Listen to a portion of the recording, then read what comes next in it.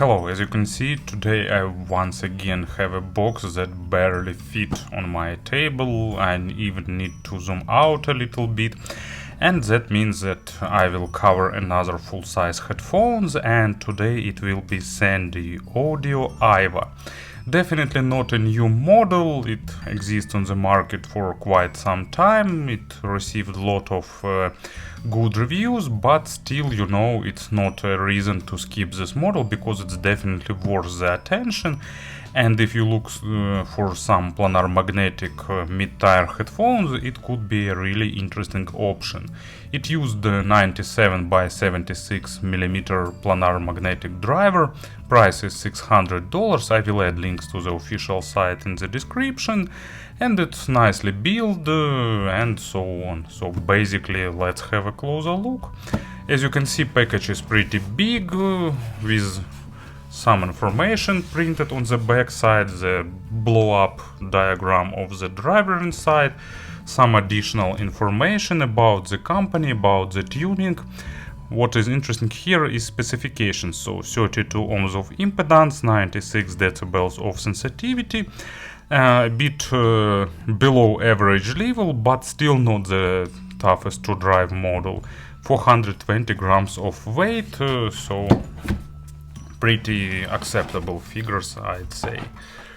Inside of the cardboard box we'll get just the case with all that internals. So let me put everything aside.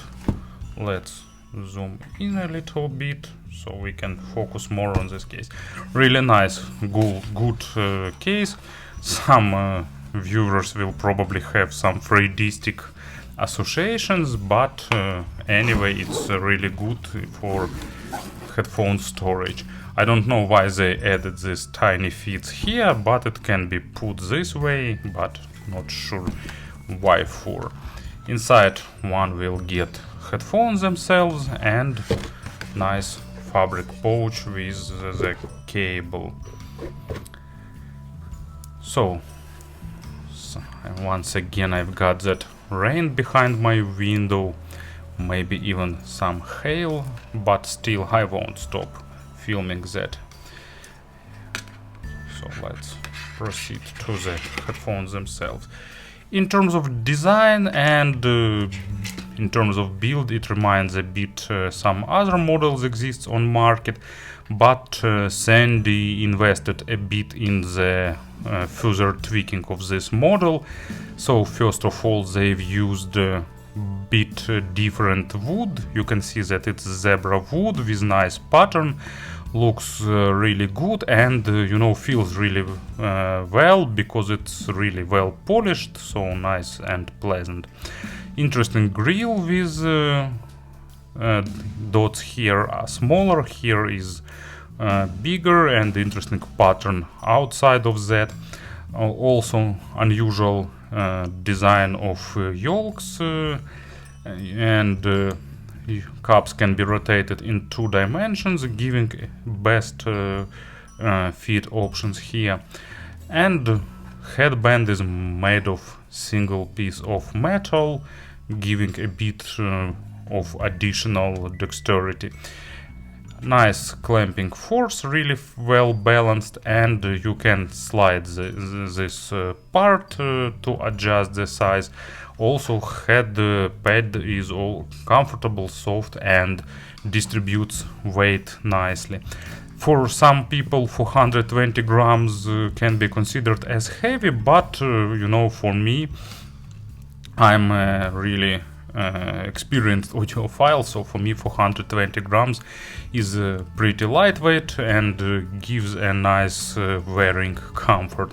Clamping force is also really good, and combined with these soft ear pads, they gives a nice level of comfort.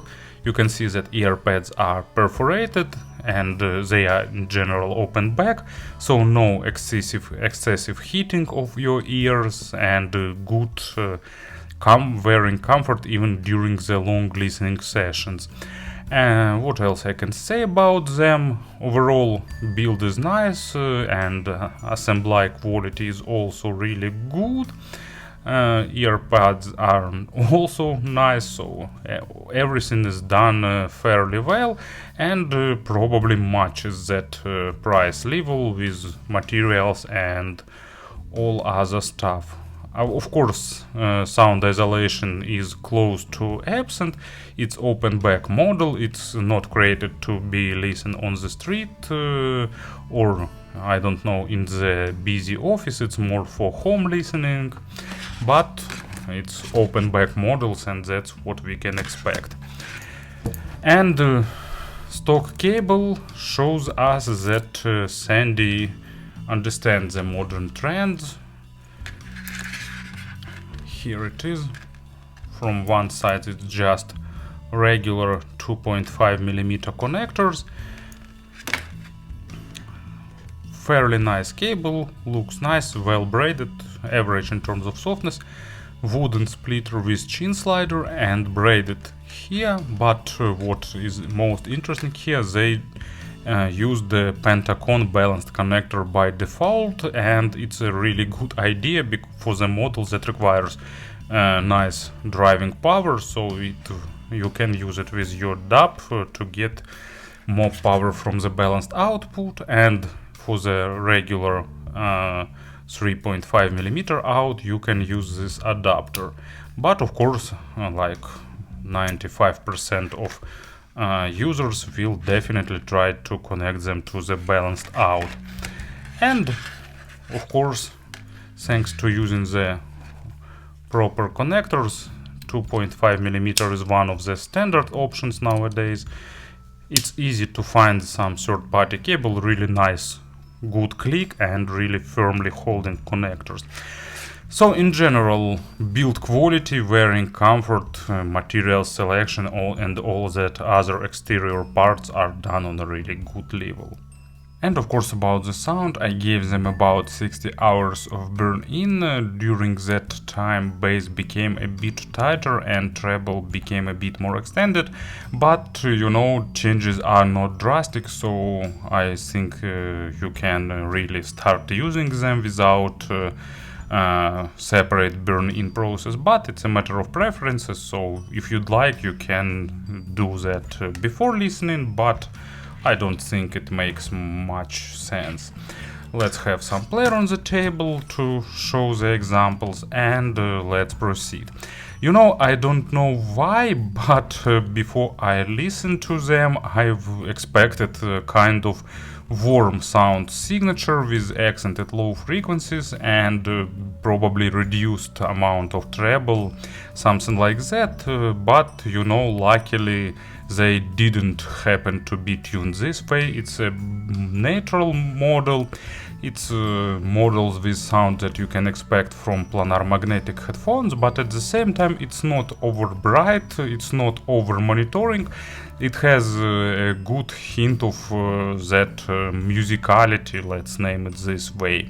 So a bit of additional weight is still present, slight accent on the low frequencies, maybe even not in terms of frequency response, but in terms of additional weight and energy put into the lower frequency domain. But still, it's a planar magnetic headphones with resolution, with really good focus on the micro contrast and so on. But let's proceed with step-by-step description. Bass is deep, it has good impact, good rumble, so if driving properly they can deliver nice punch, kick. So typical big planar magnetic drivers that do what that driver can do. But of course it requires nice power to sound properly, and you know, it's that case when if source isn't powerful enough, you actually won't get just quiet sound. They can be pretty loud even with weak sources, but the low frequencies struggles drastically. It's probably the most noticeable part. So if they're sounding too flat, too thin, that means they are underpowered.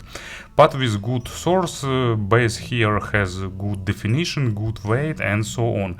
But at the same time, it's not accented. Accent is close to zero, so just a bit of additional weight, but not much, just to give a bit more body for the instruments and so on. Of course, it's really good suiting acoustic instruments, really good amount of small nuances, small details, nice saturation with tiny, all that tiny things, so really realistic and lifelike performance. With electronic music it's not super accented, but still nice punch, good amount of kick and nice depth, so also sounding pretty well. Maybe if electronic music is vast majority of your media library, you can prefer something bass heavy, but for me it's really good balanced low frequencies, because I listen to electronic music just time to time, and for me it still delivers a good amount of lower frequencies. And as an example for the lows, I've got Pain of Salvation, Falling Home, that Unplugged album that I often use. And this time I selected track King of Loss, and it's not as bass heavy as some other tracks from this album, because with some on other tracks bass sometimes is really dominating, but here bass is just present in the mix and it's not playing the leading role, but still, thanks to the resolution and technical performance of this model, it's sounding really nice and realistic, and as well as other instruments in this track, so really good performance. Mids are, they are typical for the planar magnetic headphones, really good resolution, but Sendy managed to keep it under the control, so they're not focused on the maximum resolution, they're not super nitpicking, but of course they require some well-recorded tracks, because otherwise they won't show their full potential. They have a good weight, so instruments have good body as well as vocal, both male and female vocals sounding nicely. Male vocals have that rich overtones, female vocals sounding clean and crisp, and also with good overtones. Imaginary stage is not the biggest one, but above the average both in width and in depth. Probably it's a bit smaller that one can expect from the open back planar headphones, but still on the pretty good level. Just not the most spacious, but definitely not the most intimate too. And also they have really good 3D positioning, so no issues with that part here. And what else I can say? Really good timbres, really good sense of realism for the instruments. And as an example for the mid frequencies, not audiophilic record, but I just like this track, I like this group, I like Rage, and Higher Than the Sky is one of my most favorite tracks, fast, aggressive, and at the same time pretty melodic. I really like the original version more than recently re-recorded version Higher Than the Sky 2.0. Original one is just better, or maybe I'm a bit old and grumpy dude bragging about the good old times, but anyway, these headphones sounding nice with good aggression, with nice forward distorted guitars, and of course with vocal shining as it should be with this track. And treble is slightly accented here, not overdone, but if you're sensitive to the treble, keep that in mind. It's definitely not the model with polite, with recessed treble, but in my opinion, creating planar magnetic headphones and then reducing the treble isn't the smartest thing to do, because for planar magnetic headphones everyone is waiting good treble performance, and this model do that. Extension is above average, and that's a good thing here, because they give you even above basic layering, nice amount of overtones, and That means good sense of presence, good sense of room where everything is recorded, and so on. Resolution, of course, is really good, as well as in attacks and decay, so planar magnetic headphones are good in that. Maybe not on the level of top-of-the-line model, but for the mid-tier segment is a really good offer. And as an example, for the treble, I got Sting. You know, it was just pure associations when I started listening to Rage. They also have track All This Time, but totally different one from Sting's. And Sting tracks always have a great percussions, and this model plays it nicely with all smallest nuances that is necessary here. So to summarize everything, natural model with slightly accented treble, but not sounding too monitoring or too focused on the micro contrast. In terms of pairing, they require something above average in terms of power, so keep that in mind. You need powerful source. To my taste, it pairs better with models that has a bit highlighted weight, a bit of added weight. So FIO M15, for example, is a really good option. Speaking about the comparisons, probably the only model that can be compared, it's Hi-Fi Man's Sandara. It's a bit cheaper and it's more natural, bit brighter, bit more focused on the micro contrast, so this one sounding more musical and a bit better balanced, but at the same time retaining the good amount of details.